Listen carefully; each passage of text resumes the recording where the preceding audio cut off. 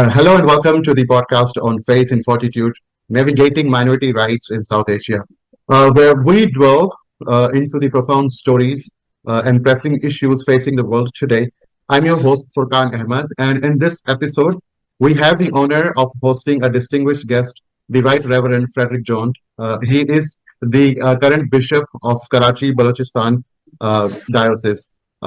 Bishop John has dedicated his life serving to his community, advocating for peace and promoting the rights of minorities in one of the most complex and diverse region of the world.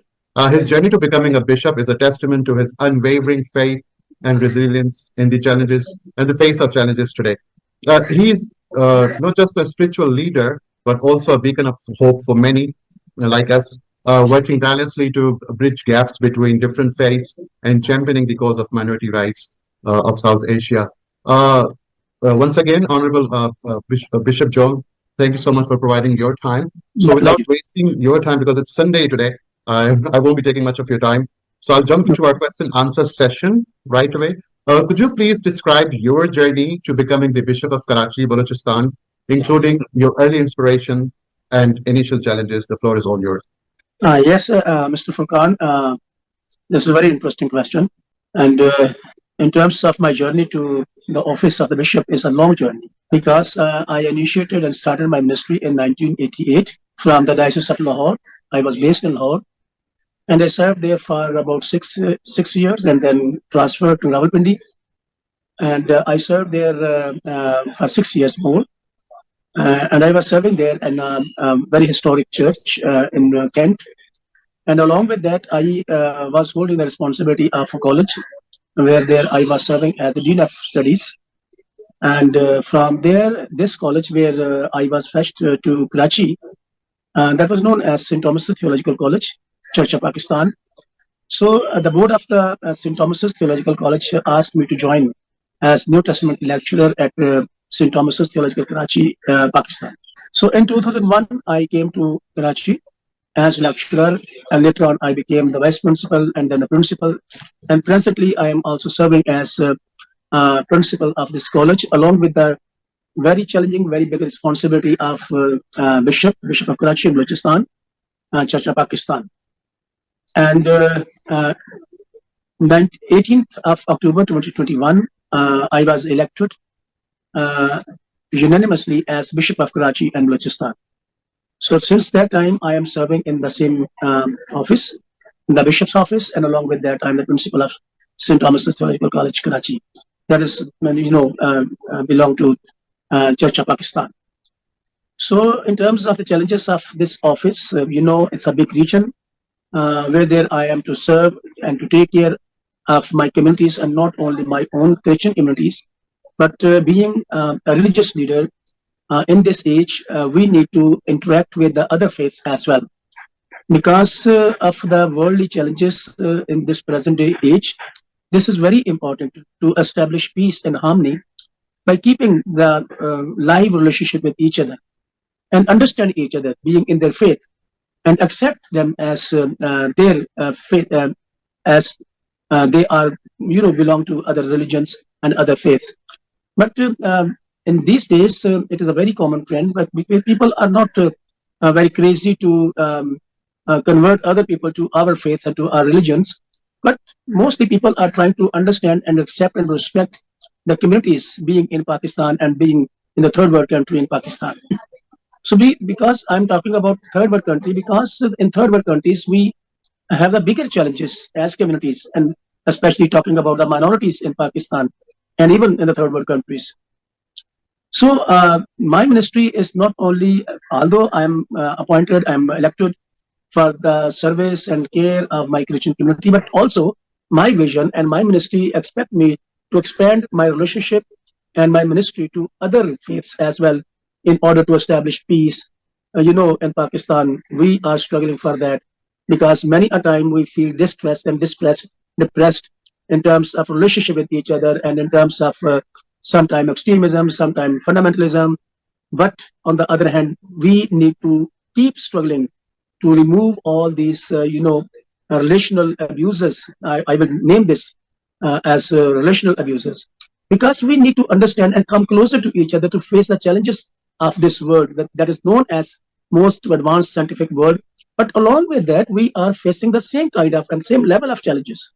So, being religious leader and being Bishop of Karachi, since I am based in Karachi, my focus is not only in the city of Karachi, but also very often I visit Quetta and other sites of Balochistan, because that all comes under my service and ministry.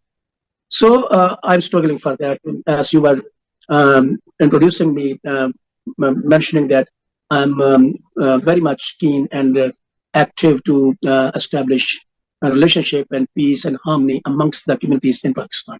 Thank you so much, Bishop Sir, for your insight and your detailed introduction. And yeah, we can basically see that you are struggling, you are thriving hard for to find connection within that community, and you just highlighted those challenges as well. So moving on to our next question, this is solely based on your religion. So, what significant challenges do Christian minority face today in South Asia, and how have these challenges evolved? Since South Asia is a big region, and in terms of South Asia, big region, we have different backgrounds and different context. And because being in Pakistan, I have a different context. Other than if I talk about the other South Asian countries. So every country have its own, flavor and its own trends and inclinations religiously and socially, even politically. And we in Pakistan have a different, flavor of our context. So that always, when we live in context and we will live in our society, there are definitely challenges. It is not only in Pakistan, but also not only in South Asia countries, but also all over the world.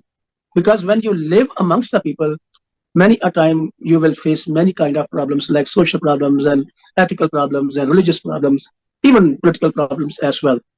So it is the situation not only in Pakistan but also in the whole world. But we try to play our role. And if I want to point out some challenges being in South Asia. First of all, I would point out the challenge of ecological issues. That is very, important to address that issue being in South Asia, because ecological issues are affecting our behaviors. Ecological issues are affecting our sentiments and affecting our relationships with each other. So we need to address that, and we need to take care of the nature where we live in. Secondly, the challenge being in South Asia is a matter of to understand each other, and misunderstandings are many. And apart from that misunderstandings, we are, this is my personal conviction, that we, being in South Asia, most of the people are in complex, either in minority complex or majority complex. So complexes is a matter of not to be in normal situation. For instance, in last days when the federal minister Ahmed hold a program of interfaith harmony in Karachi University, so I pointed out there that unless and until we change our terminologies, being in South Asia and in Pakistan, in terms of having a relationship and living with each other, our slogans, our activities, our plans cannot be fruitful. For instance, I pointed out the word minority, and I suggested that if we use smaller community and bigger community, that effects are different. But when we talk about the minorities and majorities, and other than that, we use the word sympathies. Simply mean that I am trying to tell other person that you are weak, you are resourceless, and I am more resourceful, and I can help you in my own resources because you are not able to survive in a better way. So these words affect our thoughts, our behaviors toward others, and ultimately we get into complexes. So this is another problem being in South Asia, that most of the people are in complex either way. But we need to understand, and we need to care each other, and we need to help each other, not help each other, care each other is more beautiful word. And we need to be not to be sympathetic. We need to care each other. So these kind of terminologies we need to change being in our context, because these words and these contexts always affect our behaviors and our sentiments, and that ultimately affect our behaviors to each other. Apart from that, being a religious leader, I would definitely want to add the Pakistani context, because being in Pakistani context, we as Christians, for instance, in the last few months when the incident of Jallianwala happened, that was a very uh, hurting incident happened in Pakistan. Although there were a series of incidents happened in the past, but this incident, hurt me and my community a lot. But okay, most of the people are saying this is a terrorist attack, this is this and that. But to some extent, this is my international point of view, that before this incident, there was a incident happened in Manipur, India, and that was very much highlighted in the whole world, and everybody was discussing that, and everybody was discussing the persecution of Christians in Manipur, India. And at the same time, this incident happened, and all the time, all the way, the whole thought of the world turned from Manipur to Jallianwala. So, although we can say it is a religious extremism, no, I feel personally it was more political and more some other kind, because this has been with us being in Pakistan and Indian context.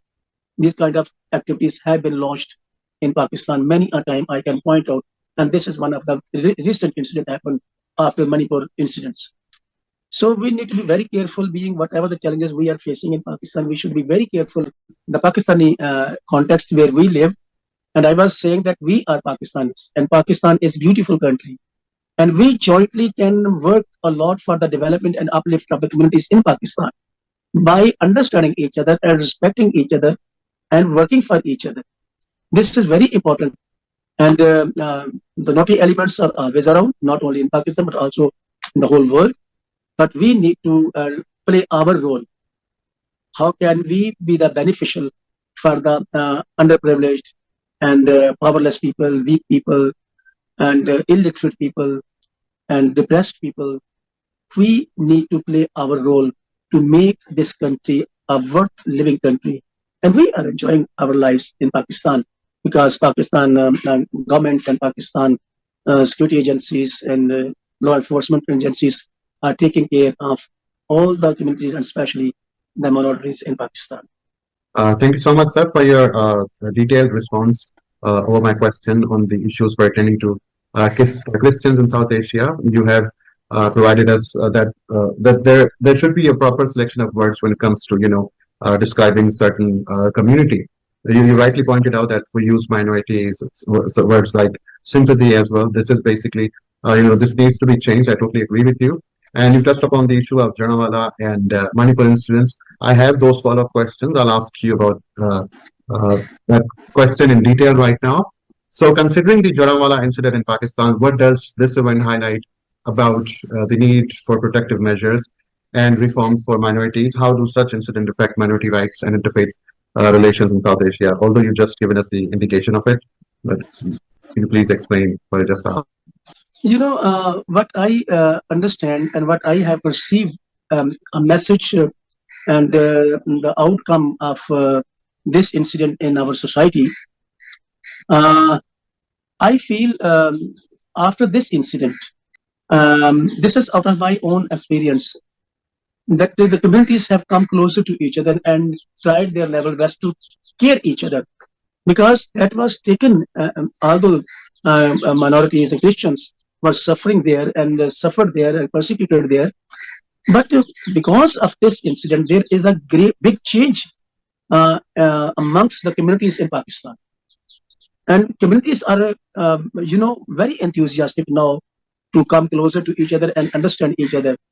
And the way security agencies and law enforcement agencies has cared, this time the Christian community have experienced in a different way.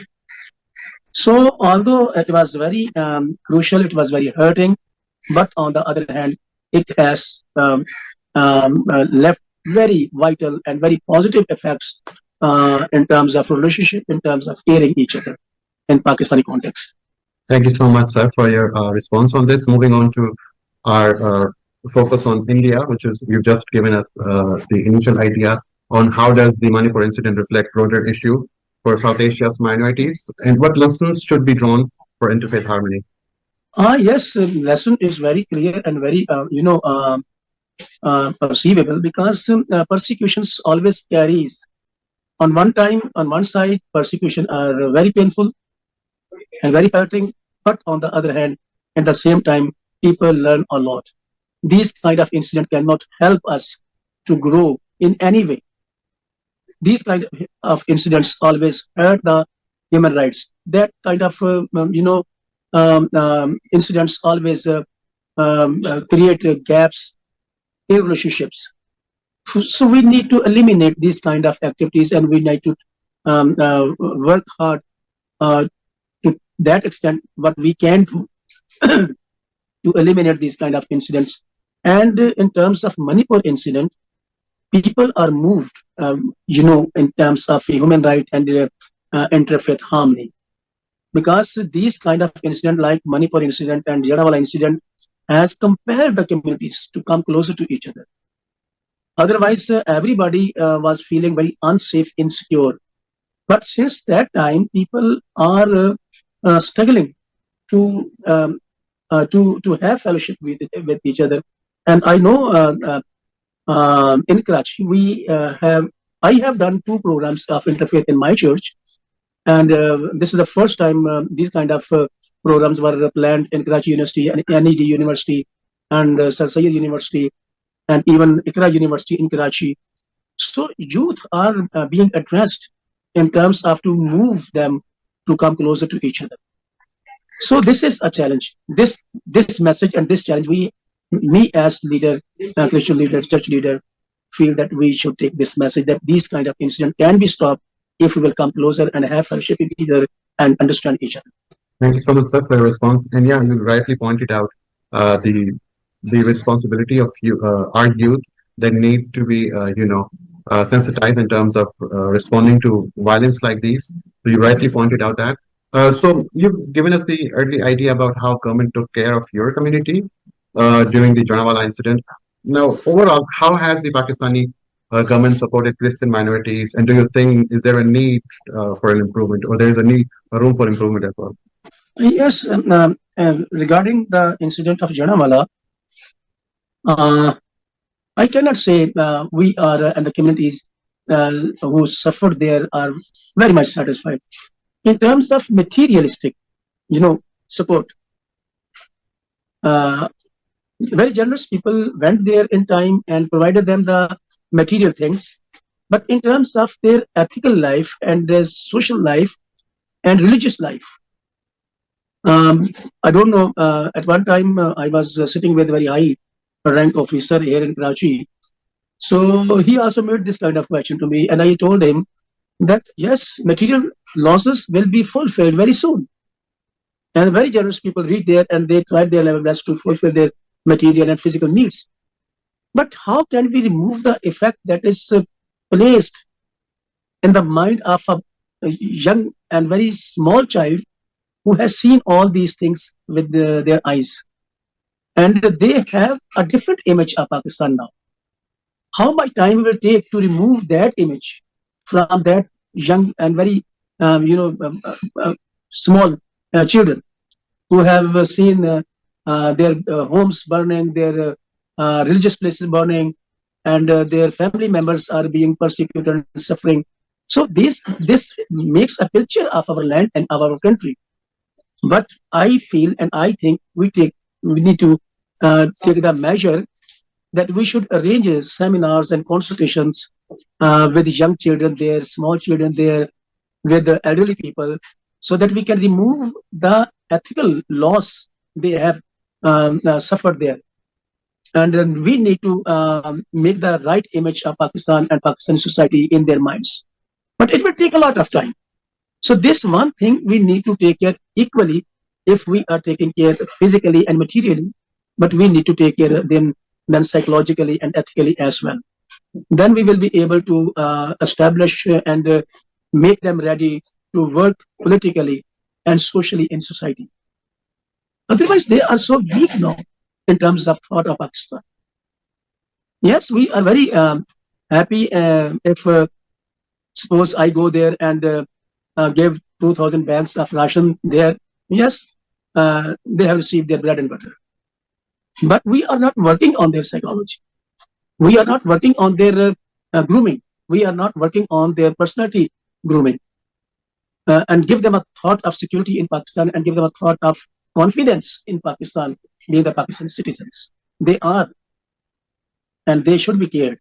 So we need to take measures like that. We need to spend time with them, and we need to give them a thought that we are with you in all kinds of times. Absolutely. You have rightfully, or I should say rightly pointed out the mental health, the mental aspect of those incidents. So there needs to be, mental health clinics. There needs to be consultation done on communities like these who have seen and witnessed, persecution or some sort of a vandalism against them. So you rightly pointed out that. So now we would moving our focus to the inclusivity. Recently, how does the appointment of Anthony Naveed as a Deputy Speaker of Sindh Assembly underscore the importance of inclusivity in political institutions, and what does his role signify for minority representation and participation in the legislative process? Yes, that is very positive, very constructive step taken in Pakistan. Although in other provinces, this office has been holding by some minorities, maybe from Hindu community, maybe from Christian community, but in Sindh, this is the first time in history that People's Party have made a place for a Christian to extend this responsibility of Deputy Speaker of Sindh Assembly. And people are really boosted politically and ethically as well, in Sindh especially. And it is not only a joy and, and people are rejoicing on this appointment, not only in Sindh, Karachi, but also all over the world, even internationally. Internationally, people are so much happy, and promoting this thought in Pakistan has taken this initiative in Sindh Assembly. So I have I arranged a welcome party to dear brother Anthony Naveed, the Deputy Speaker Sindh Assembly, day before yesterday, and a lot of media was there, and people from different walks were joined us in that program, and everybody was appreciating and trying to paint a better image of Pakistan. This is a very positive step taken, and this has, promoted a shift in thought and give the importance of existence to Christians in Pakistan. That we are a community, and communities around us are giving us a place to serve and play our role in capacity for the betterment and uplift and prosperity of Pakistan. Yeah, absolutely. Thank you so much for your response on this. And yeah, this is really encouraging to see this happening. And although there is also less representation of Christian minorities in overall politics of Pakistan, but this is a stepping stone. This is a milestone achieved recently. So our last question would be, talking about decision or result-oriented questions. So, what steps can enhance Christian minority rights in South Asia, and how can things like interfaith dialogue, policy reforms, and community engagement help? Frankly speaking, I sometimes disagree with the model and the plan of programs we hold in terms of promoting the interfaith harmony. I pointed out in recent many interfaith programs that we need to change our audience whenever we sit together for the interfaith harmony promotions, because the people to whom we are interacting and addressing the community issues do not belong to these people. These are very educated and very highly qualified people to whom we are holding the program. Like interfaith harmony program was held at Karachi University and other universities. Most of the people sitting as audience there were professors and very qualified students, and most of the staff of the university was sitting there. Then I pointed out this: these people are very peaceful people. These people are not making naughty activities in society to disturb the peace of society. We need to change the audience. Number one, if we need to point out and we need to approach and reach out such people who are really frustrated in terms of social, disparities. The people who are disturbing the peace of society, they are just because of their some frustrations, and we need to listen them, and we need to assure them that we will care you and we will be standing with you all the time. But you change your mindset. So the people to whom we are inviting in such programs, nothing will make a change by addressing these kind of communities and these people. We need to address and reach out those people who are maybe not very much educated, not academic. They are resourceless. They are suffering in depravities and depressions. Ask them what is the problem you are doing all these kind of activities to disturb the peace of the society. Number one. Number two, we need to change the model of the programs. We invite speakers to do the speeches on the dais and then run away. Then after a cup of tea, everybody left the place. We need to hold the workshops. We need to do the brainstorming sessions where they must have some time to speak out their problems, their disparities. And this, unless we will listen them, why are they doing these kind of naughty activities? How can we address their problems, and how can we address and ask them to change their mindset and their lifestyle? This is very important. We need to change the model of interfaith harmony programs. We need to give time to the people, and we need to reach those people who are, in some way, another way, in depressed, deprived, underprivileged, educated, not uneducated because of lack of resources. So we need to take care of them first of all psychologically, and we cannot care them psychologically unless and until we know their problems. And we need to invite them in interfaith harmony programs. So this is what I want to say, that if we want to promote and be benefited by the interfaith harmonies, not only in Pakistan, rather the whole South Asia, we need to change our audience. We need to change our terminologies.